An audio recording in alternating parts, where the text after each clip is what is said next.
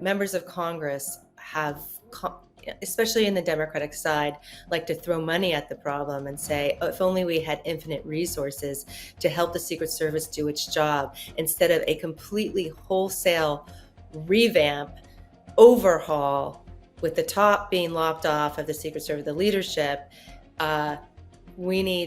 It needs systematic change. And to throw a lot of the cultural problems, you need to remove the top leadership of the agency. And it seems like that message is finally getting to members of Congress on the Democratic side.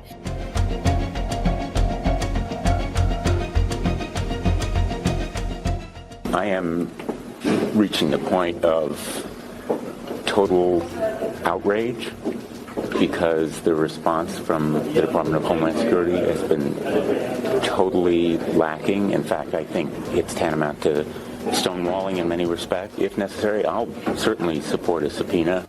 Welcome to another episode of Counterculture, the show that stands at the intersection of reason and faith in the battle against sentimentality.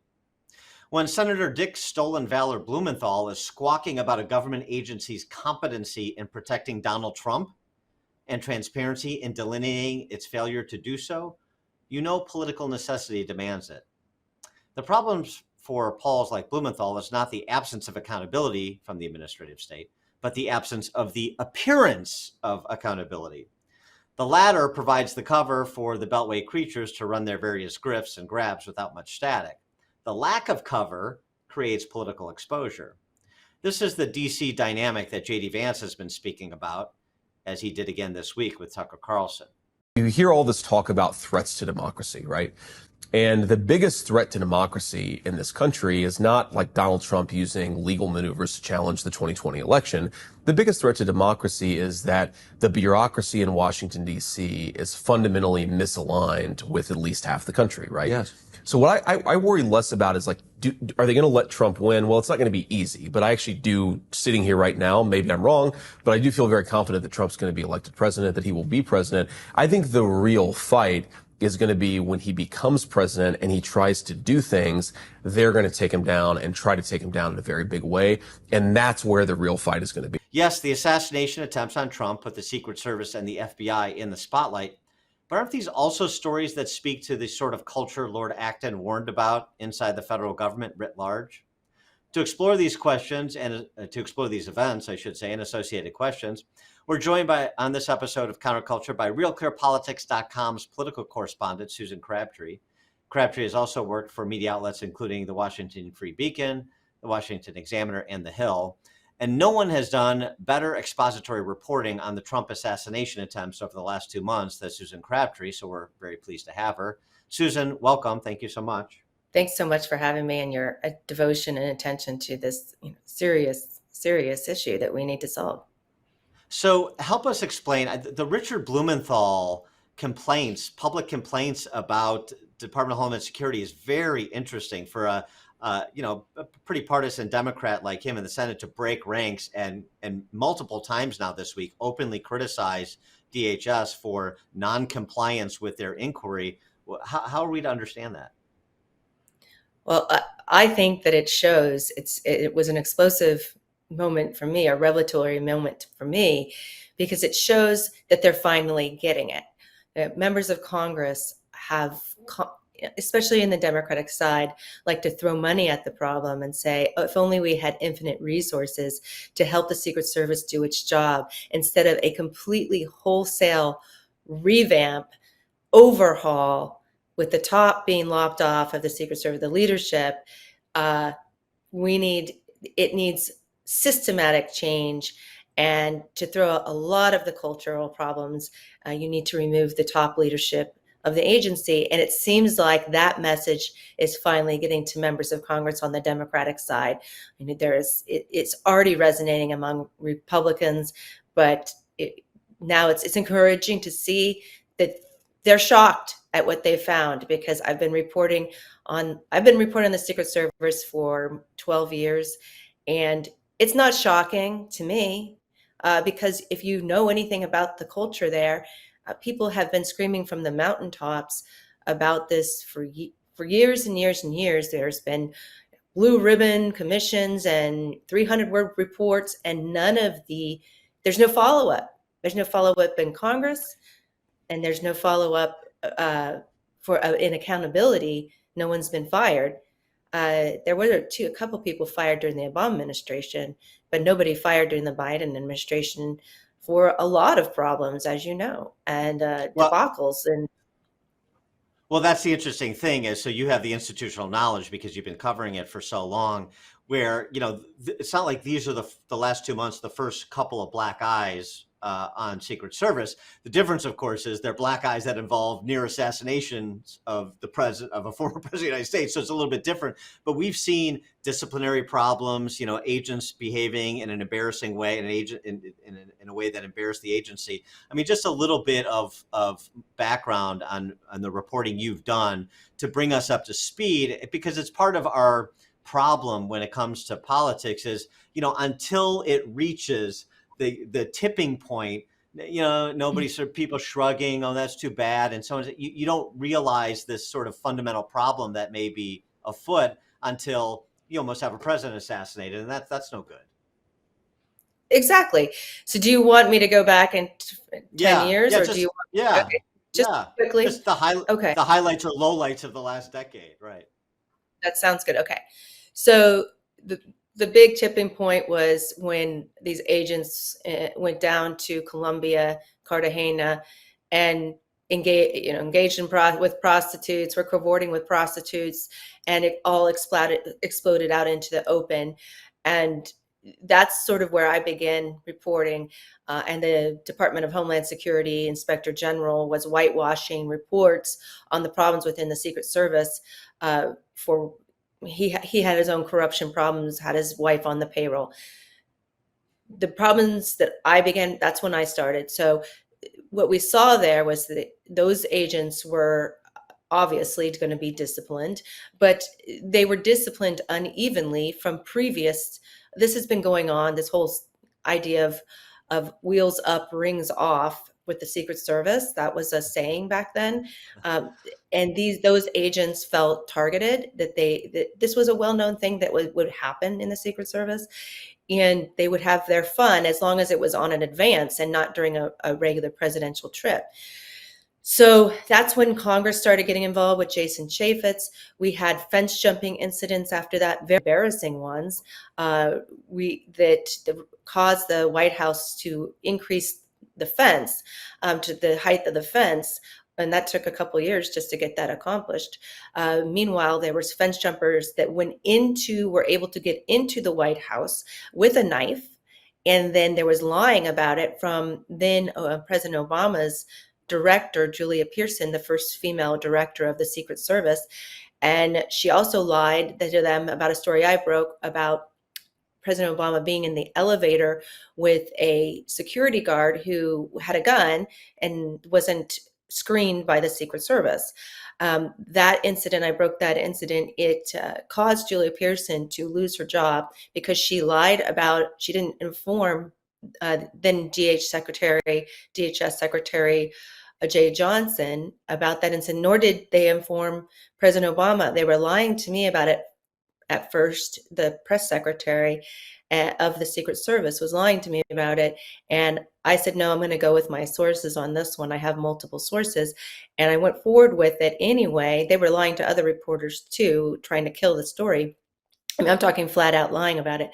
And what they didn't, when they were lying to the president and the DHS secretary, that's when things got ugly for them and they got fired. Both the first female director of the Secret Service, Julia Pearson, and the press secretary who was lying to me. So we have a history of press secretaries for the Secret Service lying to me. There were some that were good. They were former journalists, interestingly enough, and some that just flat out lie for the agency. And I hate to say this, but it's true. There's a problem with deception with the Secret Service. They lied to reporters all the time, and they lied to me after the first assassination attempt. And so we'll bring it forward. So I'll bring you forward from those instances Well, to, just 1 second there. I mean, first of all, just the wheels up, rings off, the inspector general with the wife on the payroll. So, who inspects the inspector general? Like we always say, who investigates the investigators?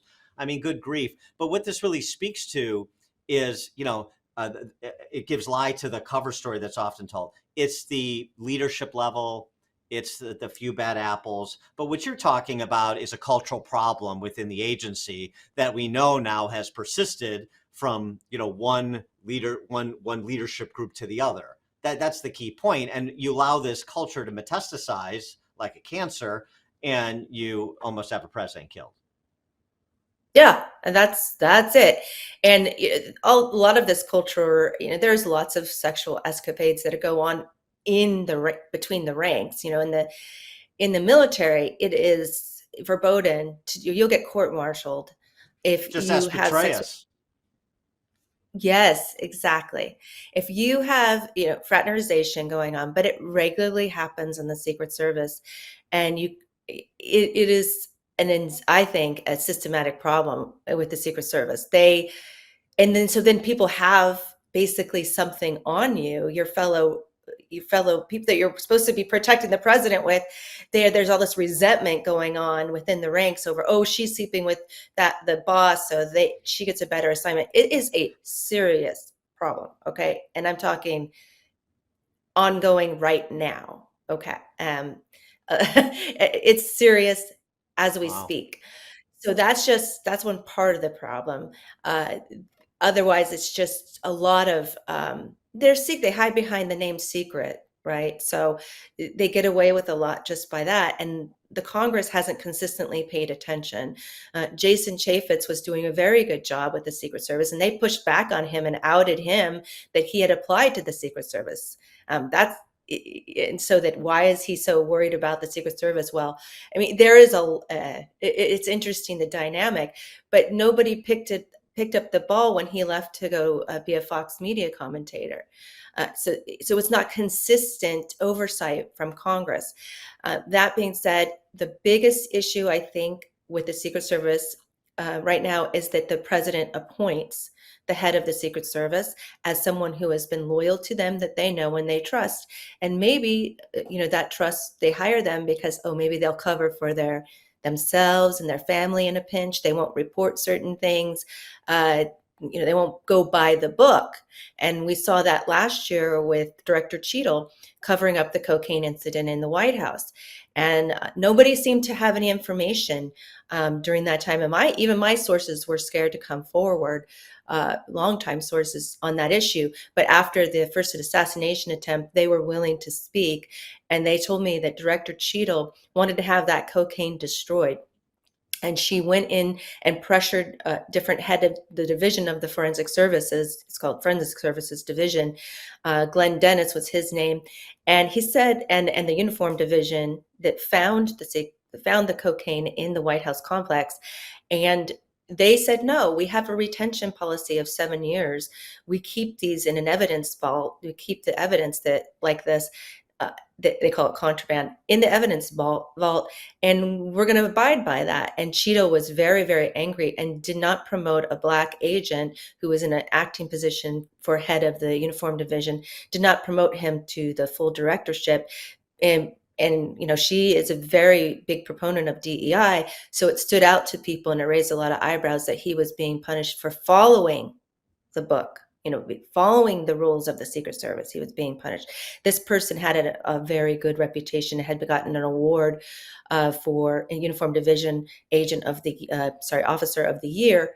And that's it's just revealing to me. I do believe that they have destroyed the evidence of the cocaine now, and they say, they abided by protocol. Well, I don't believe that. And I think there's more to come out on that story. Then we saw, if you want to fast forward to this spring, I just wanted to get to Butler because yeah, of the exclusive reporting you did after that failed assassination attempt. And you had essentially whistleblowers inside the FBI, inside the Secret Service, saying all sorts of things, including a communication that went out internally that you got your hands on too. And I mean, speak to that communication, because it seems to me like that was a watershed moment where there was at least enough people in Secret Service that take their job seriously to say, I mean, this has got to stop. This is crazy. And that's essentially what one member of the Secret Service said. Yes. Right before the Senate was testifying, I was sent an email that went out the night before from a counter sniper who I kept the person's name anonymous, and who was fed up, who had it with the Secret Service leadership. And he was reacting to this announcement that they were going to create a research and development division at the agency, and in response to this idea that they didn't have interoperability communication on July 13th at Butler. It's appalling that they couldn't communicate with the local law enforcement. That was a key part of the problem. And also this idea of use of drones that the Secret Service leadership has resisted since 2016, according to my reporting. So they announced this division, and a counter sniper was just appalled, and he said, "Day late and $1 short." And he sent it out to every member of the uniform division. And someone asked him, did you mean to send that out to everyone in the whole division? And he said, absolutely, I did. And then he downloaded what his feelings were about the current state of affairs. And he said, it's a CYA culture that we're watching right now, that all the leadership scrambling to cover themselves, their mistakes for years in the Secret Service, including, tapping us on the head. Everybody, the rank and file saying, who wanted to push forward with advancements in technology, who wanted drones, who wanted to have interoperability with their communication system, but the leadership said, "Oh, we don't need to worry about that. We've got it under control. Thank you." Tap you on the head. And the person predicted another assassination attempt in 30 days. Now we're at the 60-day point, so they were a little bit just 30 days off in their estimation that would be a problem. Yeah, it was showing just how fed up these rank and file people are with basically how unprepared the Secret Service is this year to protect Donald Trump and other protectees. Well, and something else too, now bringing West Palm into it, that's curious to me, in terms of now they were quicker to respond after what happened in West Palm than they were after what happened in Butler. They learned that lesson, but it's still sort of the same middle management lingo and appeals to resources and so forth. And a lot of the discussion immediately was after the sheriff of West Palm County said, well, Trump is not the president, so there's a different level of protective detail for a non-president than a president, even though he's a former president. But if you go back 2 days after Butler, July 15th, there's a New York Post story saying Trump is now receiving presidential level detail. So he was, or he wasn't. And if he was, then it becomes again just a straight competency issue in terms of perimeter security at the golf course, as opposed to the resource issue that Acting Director Rowe is trying to make it. But I don't. It's like you don't know who's reporting to believe, or if Secret Service even knows what's true at a particular point in time. That this has now been conferred. Maybe it was conferred. Maybe it wasn't conferred. And then you're left to try to figure this out, I guess you said, 60 days later when there's another attempt on his life. They play semantics with you all the time, the press secretary for the Secret Service and the comm shop. So that's what was happening. The day after Butler with me, I said they were denying security assets for multiple times. And in this particular case, for the Butler rally, and there was a history of denying of the leadership denying security assets to Donald Trump because he's a former president. I use that exact term. They denied it to me. They denied several things directly to me, tweeting to me. And I just laughed because I said, this is like deja vu all over again. I dealt with, the person got themselves fired by lying to me 10 years ago. I didn't say that on Twitter because I didn't want to have such an aggressive position, but I should have said that on when he tweeted me on x.com saying, "Oh, you're very wrong, Susan. and didn't answer my questions from the email. I emailed the day before, never contact me. He has my cell phone number, Anthony Guglielmi, the head of the Secret Service. He had it from an episode that happened when its female agent had a meltdown at Joint Base Andrews that was attached to Kamala Harris's details. So it's not just about Donald Trump. These failures are happening to other protectees, including Kamala Harris. So, it's not a partisan issue. But to get back Right. to what you're talking, yeah, this is about mismanagement. And if we're talking about what happened down in West Palm Beach, they're trying to use this excuse that it was an off the record. Okay, so it wasn't a planned event. Right. Well, we all know that Donald Trump goes golfing all the time at that golf course that he owns. So why didn't you sweep the perimeter? You could use canines at the very least. Why wasn't there a drone up in the air that could detect a man in the woods by thermo? They can detect that. Why are you still having these failures when, and then Ron wrote, falls back on, well, we don't have enough resources. It doesn't take a lot of resources to sweep a perimeter before Donald Trump steps foot on the golf course. You're using outdated protocols for Donald Trump, the most threatened human being on this earth. Okay. I mean, at least in America.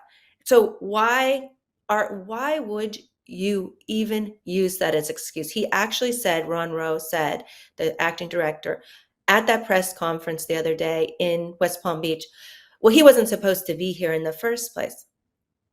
It's your job to protect the president. If you need to have a conversation that you don't have the resources that particular day because there's a UN General Assembly going on in New York City right now, and there are 650 special agents short of that, and they're relying on Homeland Security investors and military officers to supplement them there.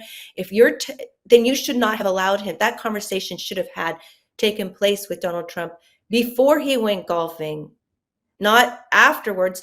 Ron Rowe had a conversation with Donald Trump afterwards. We were the first to report on it, that they were going to meet head to head and have a reckoning. I said they needed to have a reckoning that morning in my story on whether they can protect him or not on a golf course. Do they have enough resources? That particular moment, I'm not talking overall. I'm talking that particular day, they need to be able to tell Donald Trump, we don't think it's safe enough for you to go out. We don't have enough agents to sweep. In fact, I don't think that's the case. I think they chose to abide by an outdated protocol, just like they did with Butler, pre-Butler, and although they offered two counter sniper teams, it was the first time they allowed any counter snipers. And the only reason that they did that for Butler, which was an added security asset that he didn't have before, was because of the Iranian threat, the very acute Iranian threat that they knew about that week, because they arrested a guy with Iranian ties the day before the Butler rally. The FBI did. They was trying against. Right. In our remaining time, I just now wanted to bring in the FBI, because the FBI has been on the investigation in Butler for 2 months, and I'm not overwhelmed by the amount of information they've provided. And now they're on this investigation in West Palm as well. Thankfully, Ron DeSantis is going to do his own. So that's a little bit of a check that they're probably uncomfortable with, but nobody's going to say that publicly. What is your expectation, just knowing how what you know about the Secret Service and FBI and their interactions and these cultures? And the pressure coming a little bit now from the Senate. We mentioned Dick Blumenthal at the outset. What is your expectation about what sort of comprehensive account of what happened in Butler and what happened in West Palm will the American public get? And what, if any, accountability will be brought to Secret Service? Well, I certainly think that the FBI has been, not forthcoming with members of the media. They've had 2 briefings, one the day of that didn't give us hardly any information, day of Butler, and then one about 2 weeks ago where they provided a little bit more information, but have said, we don't think we think he's acting alone, that Thomas Crooks, the shooter in Butler, was acting alone, and we don't think he has any foreign influence. But they didn't take a lot of questions from the media. They certainly didn't take questions from me. They avoid They avoid me like the plague, both the Secret Service and FBI. They're taking questions from reporters that don't have a lot of experience. They aren't asking the right questions, covering the Secret Service, and they use semantics to get back to you. So I have very little faith. I'm glad that Ron DeSantis is also investigating, but I do think the whistleblowers are entirely confused about who is running the investigations and which people they need to talk to in Congress. And now we have DeSantis. So it's a very scattershot approach to investigations. I'm glad there's more people doing it, but these whistleblowers are trying to come forward with information, and they have no idea who's running the one that really matters, the investigation that really matters. Certainly, the FBI, whatever they produce, they don't come forward if they hide behind a lot of semantics and a lot of guises in the FBI. I can't really go into it from my promises with my sources, but I don't think they've been forthcoming about Butler and what was on Thomas Crooks's phone. Why don't we have the text messages that he was sending out right before that incident? Why don't we know what was on these encrypted apps that he had on his phone? We know a lot more about Ryan Ruth just because it's public information, because he was on his social media, but we don't know a lot more about Ryan Ruth because of the FBI. So I have very, very little faith. Congress is doing a better job, but it's scattershot. Going forward, we need centralized committee that this is their job. It should be on the Department of Homeland Security or oversight committees in Congress to hold the Secret Service's feet to the fire and I'm one person, and I've been able to get more information sometimes than these members of Congress, and because it's too scattershot. So people are coming to me, and I have too much information to report. And I need a team of 10 people. The New York Times has 10 people, but I'm doing the best I can, and I'm only as good as the whistleblowers who are coming to me. And they are the ones that are outraged and want to fix the agency. And it's certainly not the leadership. So I'm not getting any leadership leaks, and that's fine with me. But yes, I will keep doing the job I've been given. And I know that these sources are fed up and are ready to divulge everything that's wrong in the Secret Service. So I'm hopeful for the Senate investigation.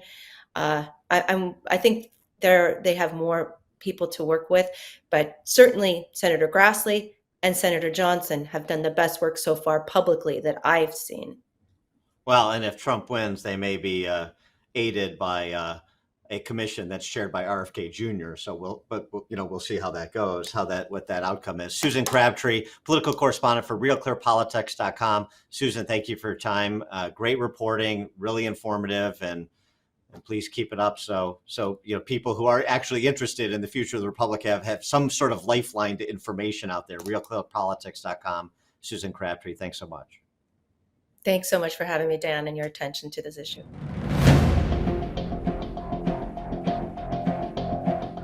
Please like this video and subscribe to this channel if you haven't already. And please leave a comment in the comment section. We'd love to hear your thoughts.